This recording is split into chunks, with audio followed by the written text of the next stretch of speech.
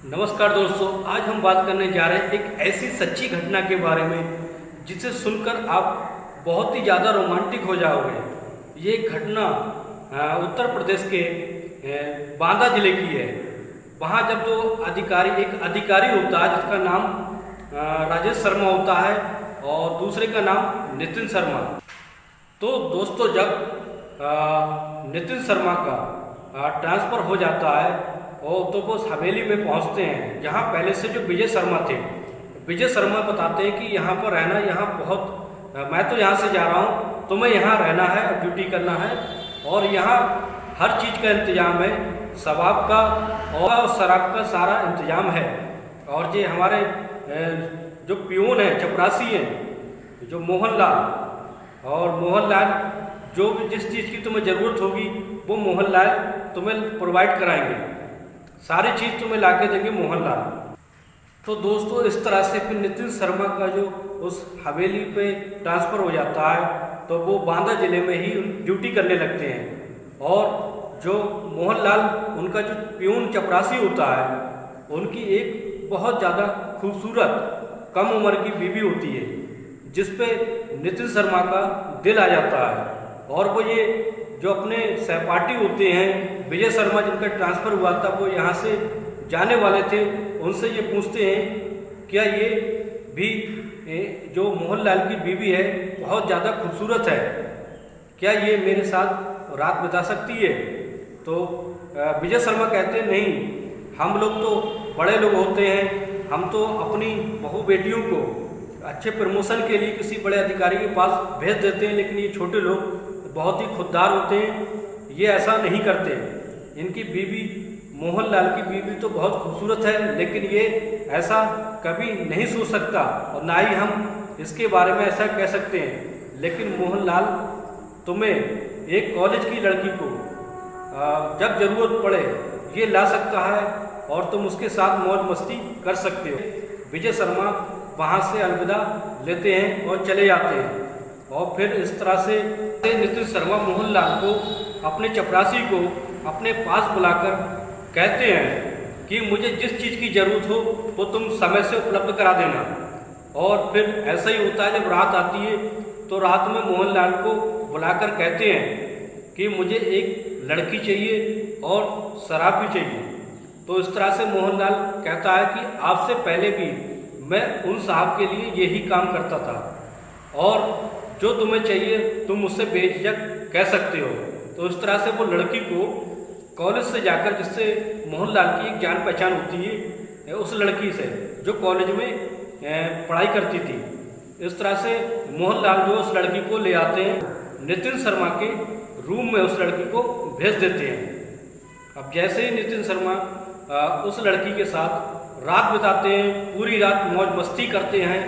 मौज मस्ती करने के बाद जब वो लड़की सुबह वो अपने घर पर जाने लगती है, तभी नितिन शर्मा कहते हैं कि तुम्हें मेरा एक काम करना होगा, उसके लिए मैं तुम्हें 3000 देने के लिए तैयार हूँ। तो वो लड़की कहती है ऐसा क्या काम है जो तुम मुझे 3000 देने के लिए तैयार हो?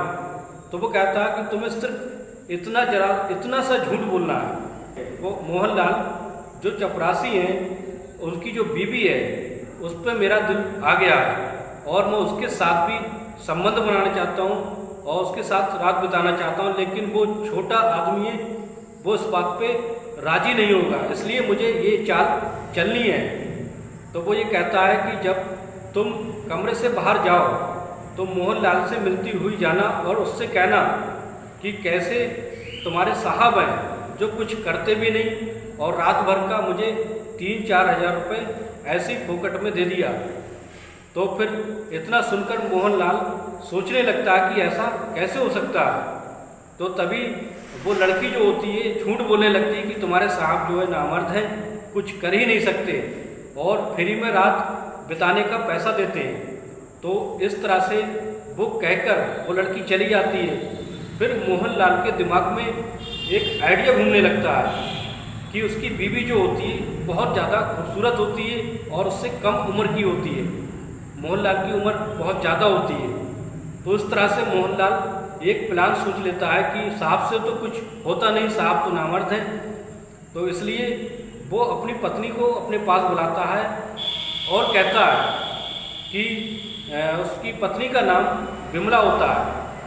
विमला से कहता है कि विमला, वो लड़की जो आई थी, जो साहब के लिए मैं लेके आया था, जिसने रात बिताई साहब के साथ, तो वो कह रही थी कि साहब ने मुझे फ्री में 4,000 रुपये दे दिए और कुछ किया भी नहीं, और साहब जो है वो नामर्द है, कुछ कर ही नहीं सकते। तो इस तरह से विमला कहती है ये बात तो मुझे क्यों बता रहे हो? तो मोहनलाल कहता है कि ये इसलिए बता रहा हूँ कि ये हमारे फ़ायदे की बात है। क्यों, उनसे साहब से कुछ तो होता नहीं, फ्री में यूं ही पैसा लुटा रहे हैं, बड़े अधिकारी हैं और ज़्यादा पैसा कमाते हैं और यूं ही शौक पूरे कर रहे हैं। तो क्यों ना हो तुम विमला, तुम एक रात जब वो साहब मुझे लड़की बाहर से मंगाएं तब तुम उसकी जगह चली जाना। तो विमला कहती मैं ऐसा नहीं कर सकती तुम। तो फिर मोहनलाल कहता है कि हमें पैसे की ज़रूरत है और हमारा गुजारा भी नहीं चल पाता है, तो इस तरह से तुम्हें गहनों की भी ज़रूरत पड़ती है, तो क्यों ना हो हम ये पैसे हम यहीं रह के कमा लें। तो किसी तरह से विमला वो मान जाती है। फिर ऐसा ही होता है जब साहब नितिन शर्मा जो होते हैं एक दिन उससे कहते हैं मोहनलाल इधर आओ, आज मेरा मूड शबाब का और शराब का है, इसलिए एक अच्छी सी लड़की का प्रबंध करो। तो फिर मोहनलाल कहते हैं कि साहब आपको लड़की क्या ज़रूरत है, लड़की तो यहीं पर है, घर पर है। तो वो कहते हैं क्या मतलब? वो मोहनलाल कहते हैं ये मेरी बीवी आज तुम्हारे साथ जाएगी। तो दोस्तों फिर जो विमला होती है वो मोहनलाल की बात मान लेती है और रात का समय होता है, पूरा इंतजाम कर दिया जाता है। और जैसे ही वो नितिन शर्मा के रूम में जाती है और फिर मोहनलाल बहुत खुश होता है कि हमें फ्री में पैसे मिल जाएंगे और कुछ उसकी बीवी को कुछ करेगा भी नहीं। लेकिन उसे क्या पता होता है कि वो उसकी चाल थी, नितिन शर्मा की ये चाल थी, ये सब ऐसा करने के लिए। और रात भर वो उसकी बीवी विमला का खूब जमकर इस्तेमाल करता है, खूब मज़े लेता है। लेकिन जैसे ही उसे विमला को ये पता चलता है कि साहब तो सही है, हट्टा कट्टा है, सेहतमंद है और ये नामर्द नहीं है, तो फिर वो बहुत ज़्यादा अपने पति पे क्रोधित होने लगती है कि मोहनलाल ने पैसे के लालच में ये सब झूठ बोलकर मुझे ये सब काम करवा रहा है। फिर जैसे ही सुबह होती है, सुबह होते ही जो साहब होते हैं नितिन शर्मा, उसके हाथ में 4,000 रुपये देकर उसको भेज देते हैं। जैसे ही वो विमला कमरे से बाहर आती है, मोहनलाल उससे पूछने लगता है। तो मोहनलाल के पूछने से पहले ही विमला क्रोधित होकर उस पर बोलने लगती है कि नहीं साहब, तुम सही कह रहे थे कि साहब नामर्द है, कुछ कर ही नहीं सकते। और इस तरह से फिर विमला के मन में एक प्लान आता है कि क्यों ना हो मैं मोहनलाल की जो बहन गांव में है उसको मैं बुला लूँ अपना बदला लेने के लिए। तो इस तरह से वो मोहनलाल से कहती है कि तुम्हारी जो बहन गांव में है और वो कुमारी भी है, तुम अपनी बहन को यहाँ बुला लो और साहब के पास भेज दो, और इस तरह से वो भी कमाने लगेगी। तो मोहनलाल को लालच आ जाता है और फिर इस तरह से वो अपनी बहन को गांव से बुला लाता है। लेकिन जैसे ही उसकी बहन उसके गांव से आ जाती है, तब विमला उसे पूरी बात, पूरी सच्चाई समझा देती है कि साहब हट्टे खट्टे हैं और तुम जो, मैं तुम्हारा कैरेक्टर जानती हूँ, तुम गांव में क्या क्या गुल खिलाती हो, और जो तुम यहाँ रहकर साहब के साथ अगर सो भी एक रात तो उसका तुम्हें बहुत सारा पैसा मिलेगा और इस तरह से तुम पैसा भी कमा लोगी। तो वो इस तरह से उसकी बातों में आ जाती है।